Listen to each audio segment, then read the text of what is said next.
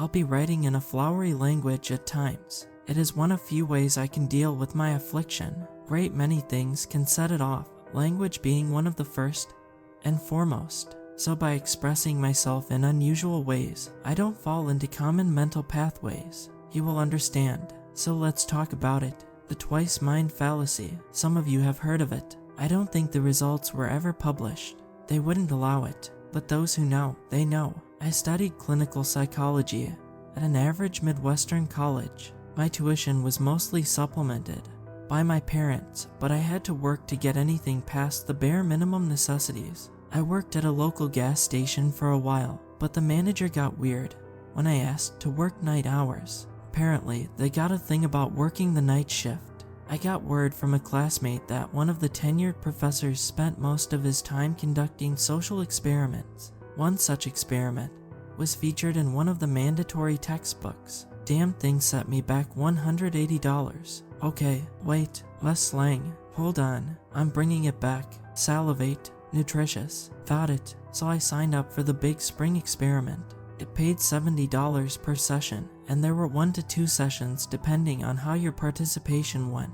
There was also an additional $40 for those agreeing to come back for a debriefing once the experiment was over. Apparently, there'd be some kind of big public reveal. But first, there was an orientation session. I read through the disclaimer and entered my personal information on their website. Boilerplate stuff, nothing out of the ordinary. They even had a non-legalese version for me to read, basically agreeing that they were entitled to the results of the experiment up until the point where, and if I withdrew my consent. Also some attesting to my state of mind and general mental health.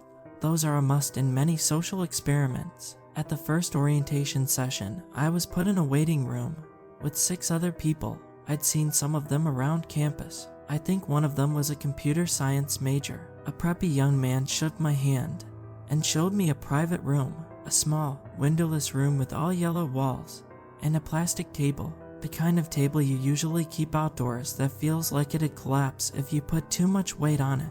Very cheap overall. Thanks for coming, he said. Let's see what we're working with. All right, I nodded. Don't really know what to expect here. So you are Jess Goth Hannon, he said. I can see that you. There was a rush of adrenaline coursing through me. Revealing someone else's records was a big no-no. My left hand shot up like a flare, like my body was trying to physically silence them. No, I interrupted. No, that's not me. None of that. That's not me. The young man looked up, slack-jawed, ping-ponging back and forth between me and his notes. He seemed to have completely lost his train of thought. Yeah, he smiled. Right, how embarrassing. He quickly found my notes and went through them. Name, age, address, family history, what I'd signed up with on the form. Took about a minute. He kept looking up at my apologetically, probably hoping that I'd just forget about that stupid name drop. I had to wait 45 minutes before the first real session started. I was shown a second room, this one much larger, with this 72nd style patterned wallpaper, a corner couch, and 2 massage chairs. That's when I first met Dr. Stanson, formally. Dr. Stanson had a fantastic track record. One of his most notable contributions was his field studies in what later became the overexposure therapeutic method. He was very proud of it, sporting an image where he posed with his co-writer, Dr. Jane Bogan, on the university website. To meet Dr. Stanson in person was an absolute honor. There was just the 2 of us in that room, and having his full attention bear down on me was a bit overwhelming. This was a man who'd been asking questions for 30 years, and now he was aiming them straight at me. But it all started with a handshake. Thank you for coming, he smiled. Please, have a seat. We had a bit of small talk about his past accomplishments and the study overall. He couldn't divulge too much information, not wanting to spoil the experiment, but he assured me that it was meant as a diagnostics tool. For what, he didn't say. He had a recorder in the room, but seemed to forget to switch it on. I got the impression that he wasn't really taking things seriously. I'm going to ask you to do a simple hand movement, he said, starting with your index fingers. He hooked his index fingers and put his elbows out. I mimicked his movement, and he gave me a nod. Next, try to interlock your ring fingers as well. I did, trying my best to get a tight grip. Finally, point your little fingers outwards. Their tips should be less than an inch apart, but they can't touch. Can you do that? It took a bit of trickery, but I could. It was an awkward pose to keep, and Dr. Stanson made some quick notes on his tablet. Now, I want you to slowly start pulling. Not so much that it hurts, but enough for you to exert yourself. Alright, I started pulling. You can't really win in this pose, you just sort of maintain a position. The pulling is just adding strain. There's no hand giving or losing ground. Now I need you to listen carefully. It was almost like hypnosis, and I can't remember his exact words. But in short, he wanted me to imagine the two hands separately, to imagine my left hand being connected to an unknown hand on the right, and to imagine my right hand being connected to an unknown hand on the left. Basically to slowly separate my thoughts into left and right, but keeping them both contained in my head simultaneously. He used this vivid imagery: two fish swimming in a bucket, neither touching the other but feeling the current. Two birds in the night, resting on the same branch, both feeling the weight of the other without seeing them.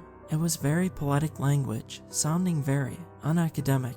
Short break. Sorry, I'm having trouble. Let me just type this out. Granular, top-notch, effervescent. Picking strange words helps. It must be unfamiliar, uncomfortable, odd. After a while, I could feel it taking hold. It became a struggle once I dissociated my hands with one another. It didn't become a balancing act, but instead a competition. I could feel my left being frustrated by the dominance of my right. Finally, without even realizing it, my left hand was also pushing, using the thumb. That wasn't allowed, but I got so caught up in the moment. I was pressing down on a nerve on my right hand, actually causing myself pain.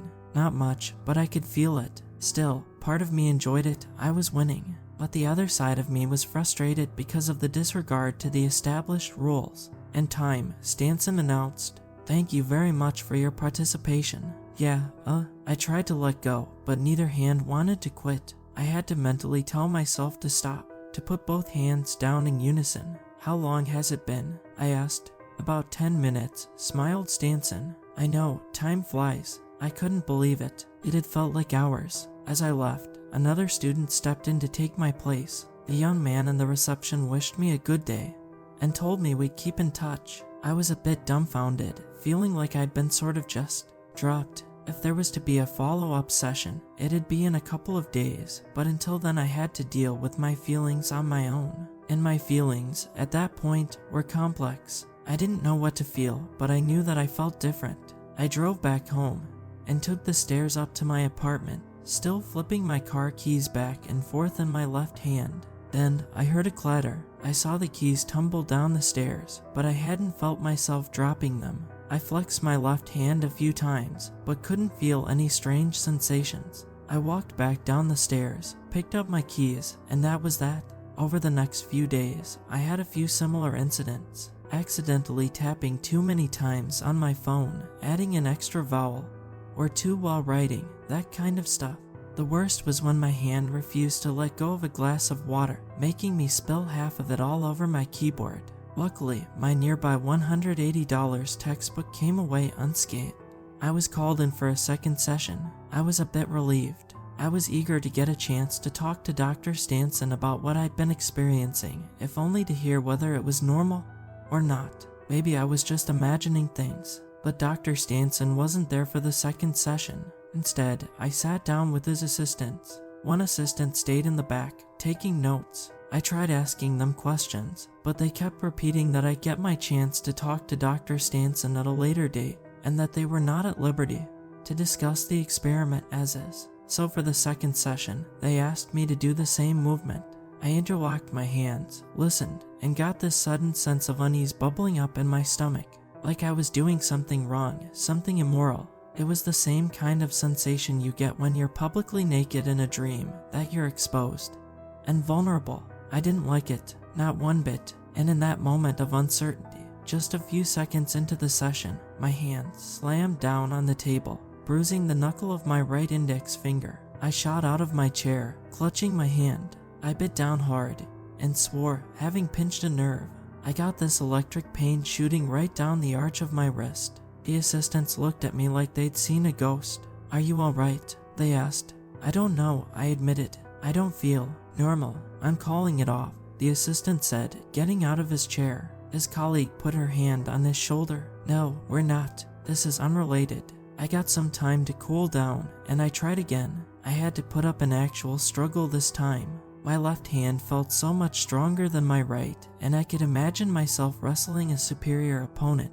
I was actually sweaty, and watched my left hand for tricks. There'd be no slip of the thumb, nothing that broke the rules. I wouldn't be surprised a second time. We only did this exercise for a few minutes, then they moved on to different tests, playing a game of tic-tac-toe, but closing my eyes for 30 seconds between each move while associating the circle with my left hand and the X with my right hand. Circle left, X right. Bear with me. I'm typing this part with just my right hand. It comes and goes. Sometimes that doesn't work either. Thumb, palm breaths, oligarch, balsamic, sedentary. Hold on.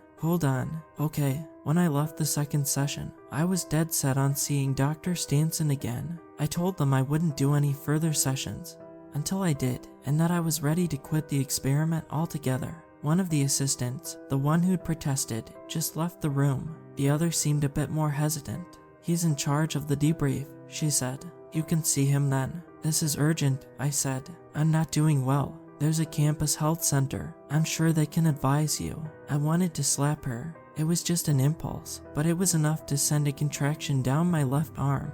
I managed to redirect it into a clap instead, which I promptly used as a sort of gesture to leave. For the next few days, it got increasingly worse. I started thinking about that name they'd said when I first signed up. Maybe there'd been a mix-up, and I was never meant to be there in the first place. Maybe this just Gov Hannon was the intended subject, and I was a mistake. Or maybe this was meant to happen all along.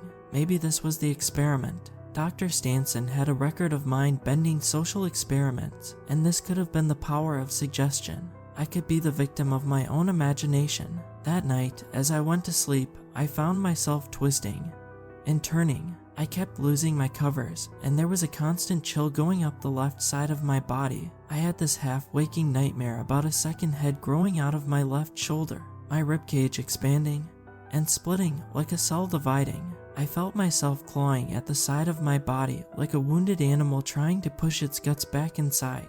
I tried crawling out of bed, sweat stinging my open eyes. Something was holding me back. My left arm, cramped and bloodless, digging into the wood of the headboard. Having twisted and turned all night, it was getting late. Minutes before the break of dawn, I lay awake staring into the ceiling, feeling my mind slip out of my grasp. Like a part of my thoughts were bleeding out of my head, drenching the pillow with my emotions and memories. I blinked, one eye at a time. I had trouble breathing, not knowing when to swallow my spit and when to inhale. I tried biting my dry tongue to feel something. All I felt was the bitter taste of iron biting back. Just Goth Hannon, I mouthed out. Just Goth Hannon. I felt my left hand release. There was a tingling sensation as blood started rushing back, tensing my muscles, causing a spasmic reaction. That's you, I said. That's it, isn't it? An arch of pain as a nerve twisted. No, I groaned. That's us. Instant relief. Sweet, healing relief.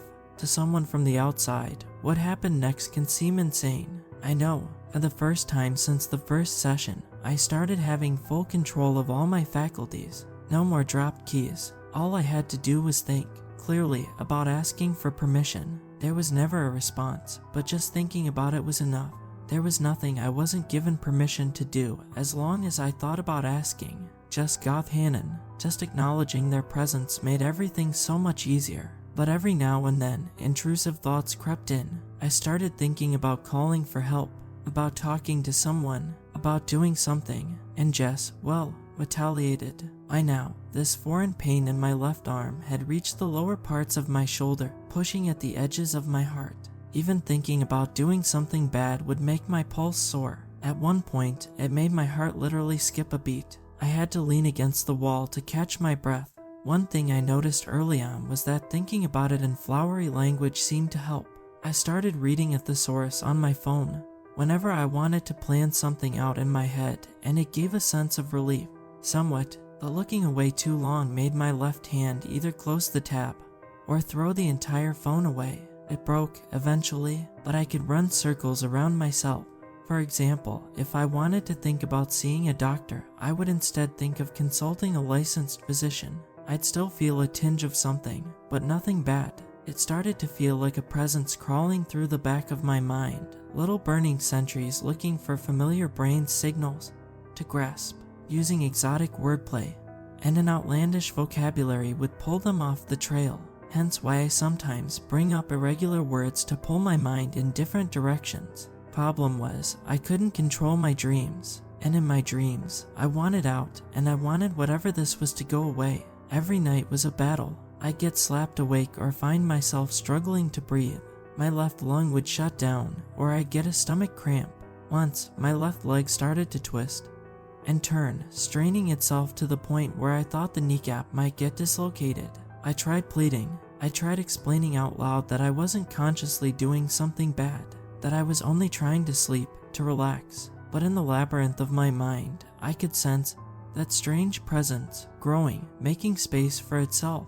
And for the first time, it spoke back to me, using only the left side of my mouth. It whispered, "I wanu, I wanu." It pulled to the left so hard I fell off the bed, and every time I was close to falling asleep, and those stressed dreams took over, I'd be pulled back awake again, and again, and again. I don't know how I survived the next few days. One morning I just woke up in my shower, fully clothed, and shivering. My fingers were blue. My left hand kept squeezing an empty shampoo bottle. "Jess," I tried to say. "Jess, please." "Wanu," I twitched. "Wanu, we can see Dr. Stanson. He can help us." A hiss escaped my throat, burning into my vocal cords. They were in accord. I was allowed to check the posted lecture schedules on my laptop. Dr. Stanson had a single lecture that day, right before lunch. I had about an hour to get there. I changed my pants, put on a jacket, and left. I didn't even lock the front door. "Wanu," I mouthed. He could do something. He had to. Whatever it was, he could do it. By the time I made my way back to the university, my left side wasn't playing along. One leg was walking faster than the other, and my hand kept grabbing and punching things. I kept making these strange noises, like I was lifting heavy weights or trying to cough up a hairball. I didn't care. I just had to see Dr. Stanson. Finally, I stumbled into the lecture hall. I was 10 minutes late, but so be it. I was shocked to see that this wasn't an ordinary lecture. This was the debriefing for the experiment I'd been a part of. My phone was broken. I probably missed all their calls and texts. Maybe they thought I'd quit. I had trouble focusing. I saw another student, the computer science major, sitting just a few rows ahead. He seemed fine. Was this just me? There was a burst of laughter. Apparently, Dr. Stanson had just said something funny, humorous, whimsical, droll, stay in control. The Raskian identity theory revolves around the idea of formulaic identity. Stanson smiled. So for my 30th year of teaching academia, I figured I'd indulge myself with some pseudoscience, if only to put these ridiculous notions to rest. So for those of you looking to pursue a serious career, look away. Another round of laughter. So for the sake of argument, we followed the suggested method to point and order, and it required 3 steps. And right then and there, Stanson laid out the entire experiment to the sound of laughter and applause. First step was to introduce the trigger word, usually a strange name, an identifier, something unique that would open new pathways in the patient's mind. He did this by faking a mistake during the interview process, all in good fun. Second step was to open vessel space by creating a mental separation, a vacuum. This was done by a series of physical and mental exercises. Again, Stanson made light of things, pulling fingers and making people play tic-tac-toe with themselves. It was based on the ideas of the original author, but made ridiculous. Out of 80 people we tested, 58 couldn't stop themselves from laughing, so we had some trouble getting them to follow along, chuckled Stanson. Out of the remaining 22, 13 had trouble understanding the instructions. 5 had some kind of arm or hand injury, making one side reliably dominant. The remaining 4 were the most interesting. One got so into it they slammed their hand into the table, frightening poor Patricia here. Another sensible chuckle rose from the audience. Stanson could be quite charismatic, when he wanted to. The third step is a strange one, he continued. It's basically just waiting. Once a seed has been planted, there is no guarantee that it blooms. It all depends on the seed, or the idea, and the soil, or the person. It's like typing a random name for a website and hoping you get something good. Most of the time you just get spam, or, well, naked people, or nothing. Stanson shrugged and clicked to the next slide. According to Rask, if performed regularly, you can eventually find and invite a name or concept that is so unique that it creates an identity, or that an identity was already associated with it. Like how the word for cat differs in language, but we all know what a cat looks like. That means the meaning of cat is transcendental, even though the word isn't. To Rask, modern language was broken model of an original intent, and that by exploring it we could stumble upon something more, something universal. He showed another slide, a seed, growing into a seedling, only to bloom into different flowers. Some turned to roses, others were petunias. One branch turned into a weird blue sunflower. Plant enough seeds, nodded Stanson, and eventually they might turn into something. That was the idea behind the twice mind fallacy, a routine to invite something. A hand shot up from the front row. Stanson pointed to it. What would happen if they made it through the third step? They asked. That's an interesting question, nodded Stanson. If Raskian identity theory is something to go by, they'd be inhabited by a foreign being, something not restricted by humanity, a completely alien entity, unrestricted and primal. Or a pig. Could be anything, really. Stanson changed slides, showing column after column after column of the various names he'd used in the experiment. Some were obvious fakes, like Charlie Chaplin or Abraham Lincoln. Others were just noises or jokes. One of the entries just read Toots McDougal, but by the end of the list I saw one I recognized. I'll admit, said Stanson, they ran out of stupid names, so we picked a few from Rask's diaries. He uses this weird name to describe a personification of his writer's block. We thought it fitting. He went on to speak about obscure references, like a man named Absten and some strange woman called Athosa, but it was the final name on the list that made my blood run cold. It didn't say just Goth Hannon, it said Jesgoth. They have none. There was a little clip art demon in the corner. More laughter. I stood up, not by choice. My left hand dug into the seat in front of me, tearing a hole in the cheap imitation leather. My fingernails bled. At the same time, a bell rang. The lecture was over, and Stanson got a standing ovation for his presentation. I blended in with the crowd. This was a joke.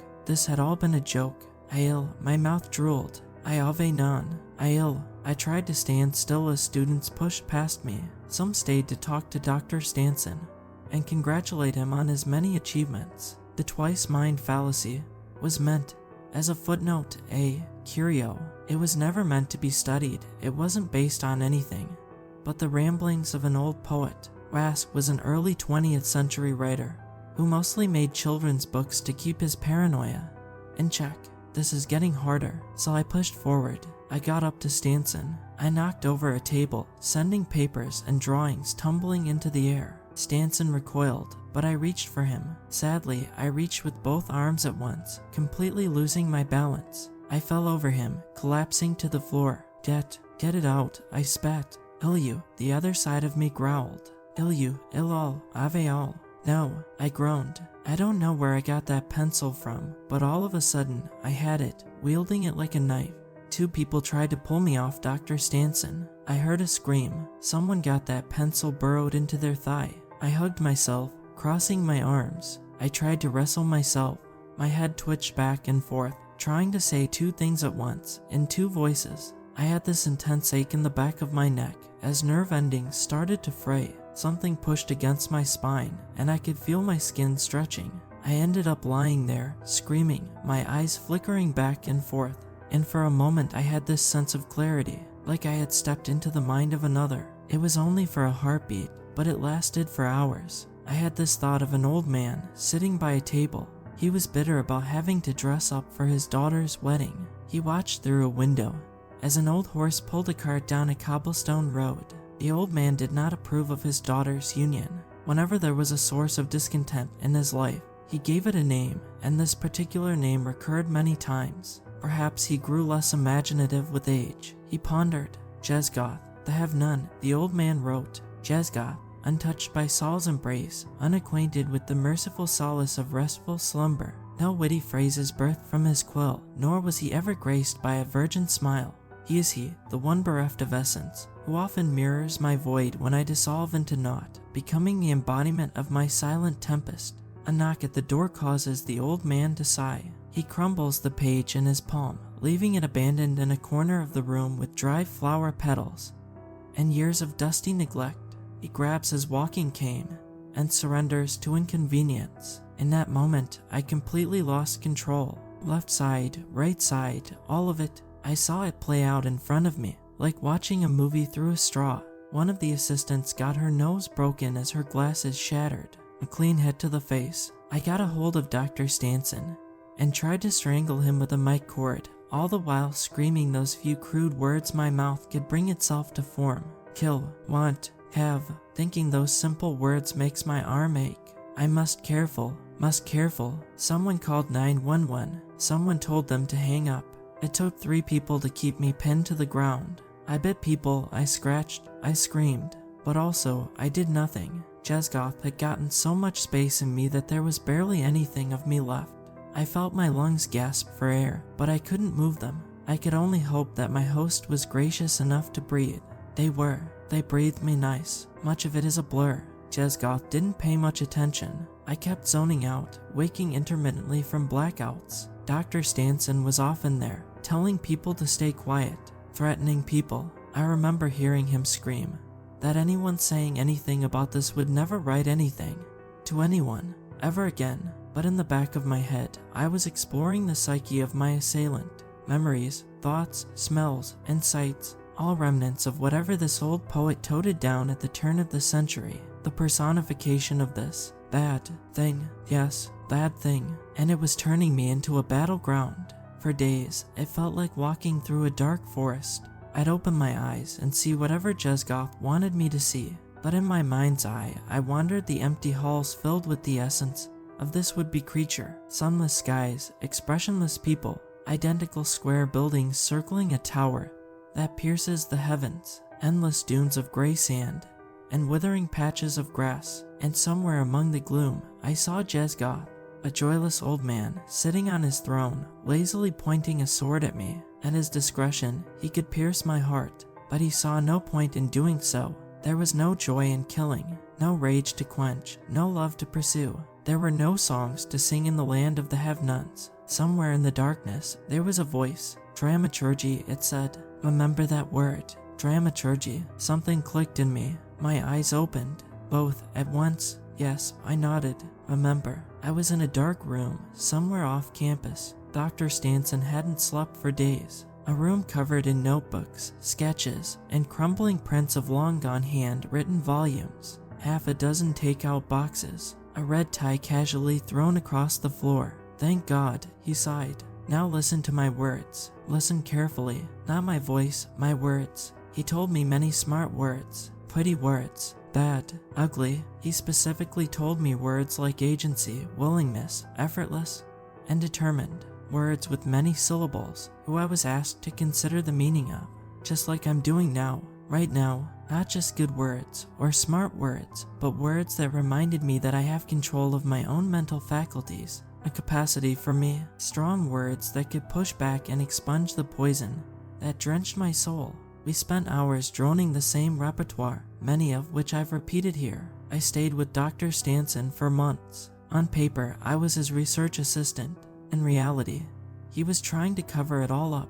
He realized he'd made a terrible mistake, and he buried everything about the twice-mind fallacy. I didn't care, I just wanted that thing out of my head. One day, Stanson just didn't come back to the office. There was no explanation, and no one went looking for him. At every turn, I was stonewalled. Tight-lipped academics wearing secretive pins, taking payments for brand lectures that they never went to. I'm not going into it here, but pay attention to the Hatchet Investment Group. I left campus with a sizable donation from an anonymous donor and a reminder that some of the paperwork I'd signed when I joined the study was still relevant. I never got my degree in clinical psychology, but I don't think I want it anymore. I want to do something with my body, at least when I get full control back. As you have certainly noticed by now, I still have trouble staying, well, me. There's not much left of Jesgoth. I think it is all in my left hand. I can feel it, like a worm trying to snake its way up my veins. I've pushed it down over and over, but the poison must go. I wanted to write one last time, to fully, effortlessly write, because later tonight, I'm cutting this arm off, ending this nightmare once and for all.